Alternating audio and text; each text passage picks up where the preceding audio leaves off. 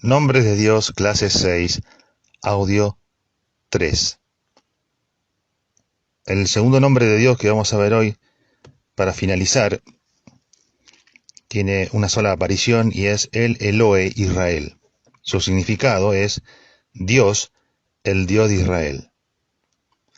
El contexto para la aparición de este nombre es Génesis 33:20, en un altar erigido por Jacob cuando se estableció cerca de Siquem. ¿Sí? Después, dice Génesis 33:18 al 20, Jacob llegó sano y salvo a la ciudad de Siquem, que está en la tierra de Canaán, cuando venía de Padam Aram, y acampó delante de la ciudad. Y compró una parte del campo, donde plantó su tienda de mano de los hijos de Hamor, padre de Siquem, por 100 monedas. Y erigió allí un altar y lo llamó el Elohe Israel. El Elohe Israel, Dios, el Dios de Israel.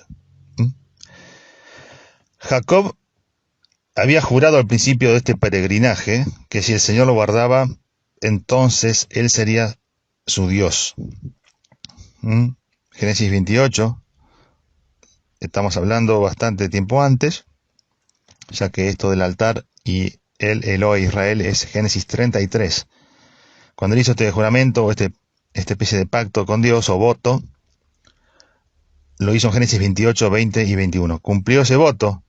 Entonces, posteriormente, ya que llegó, le fue bien, pudo establecerse y cumplió ese voto, reconociendo a su Dios e incorporando su propio nombre nuevo con fe.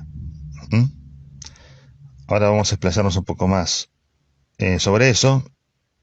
Recordamos el voto en Génesis 28, donde dice que llamó el nombre de aquel lugar Betel, aunque Luz era el nombre de aquella ciudad. Esto se relaciona un poco con la materia también, porque habíamos hablado de los nombres de las ciudades y quiénes se los ponían y por qué. Estamos en Génesis 28, 19. E hizo Jacob voto diciendo, si fuere Dios conmigo y me guardare en este viaje en que voy, y me diere pan para comer y vestido para vestir, y si volviere en paz a casa de mi padre Jehová, será mi Dios. Pues bien, Dios tenía lecciones más profundas para Jacob que el hecho de hacer votos o cumplirlos o no. Dios se manejaba con otra dimensión de soberanía y gracia para con su vida. Y lo primero que Jacob hace allí, entonces, llegando a Siquem y todos los demás, es edificar un altar a Dios, identificando a Dios, identificándole como el Dios de Israel. En el versículo 20 del capítulo 33. Es decir, Dios es mi Dios personal, decía él. Y además de decir eso, es mi Dios personal, está además en la misma declaración aceptando la transformación y nueva identidad recibida en Peniel, que es otro nombre destacado de un lugar.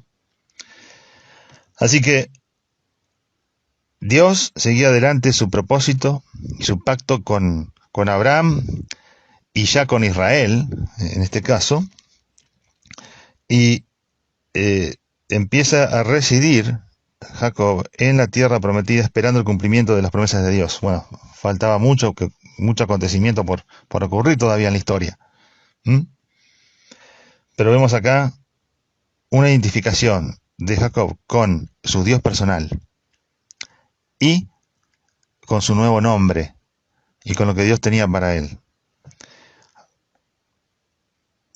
En cuanto a su uso y su aplicación, ya hemos dicho algo, no hay mucho más que agregar, pero lo vamos a hacer de a poco.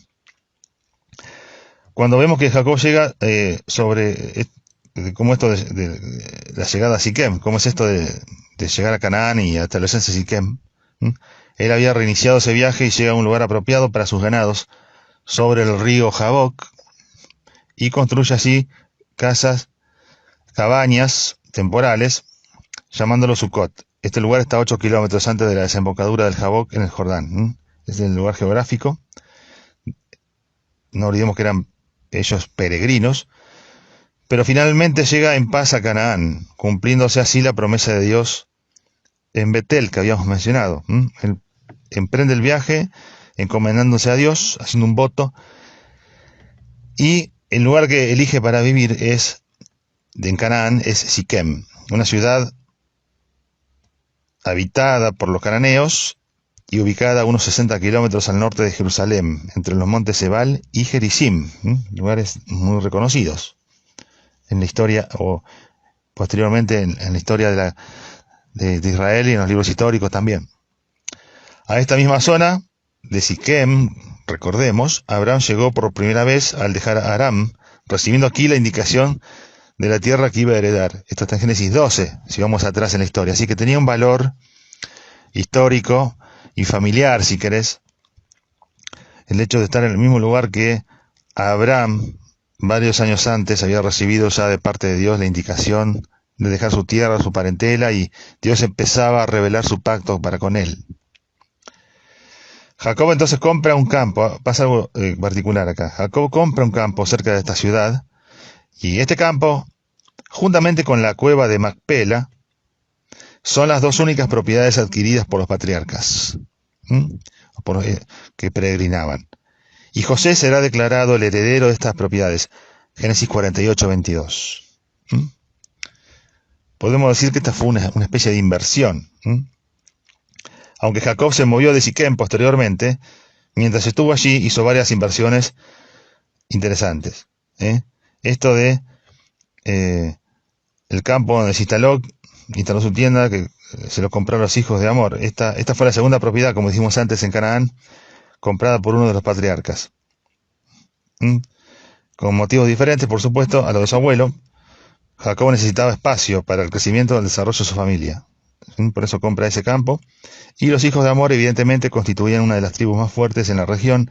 Jacob supo hacer negocio, supo hacerse respetar, negociar. Observemos que, y destacamos que Siquem era el nombre de uno de los príncipes de esa tierra, Génesis 34, 2. Así que le daba el nombre al área geográfica también. Así que al hacer este negocio de compra y venta, Jacob hacía una inversión en sus relaciones personales y también protegía sus propios intereses. Él era una persona inteligente para esas cosas, así que lo usó de forma virtuosa en este caso.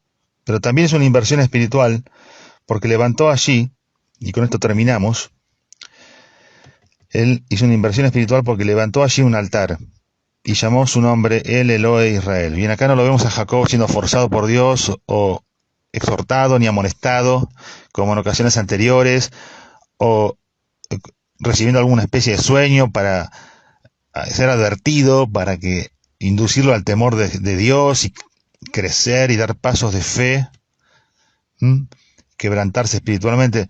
Estamos en una etapa distinta y se ven los resultados del obrar de Dios en su vida, porque levantó el altar y llamó su nombre, como dijimos antes, el Elohe Israel, y siguiendo el ejemplo de su abuelo Abraham, adoró a Dios en ese lugar.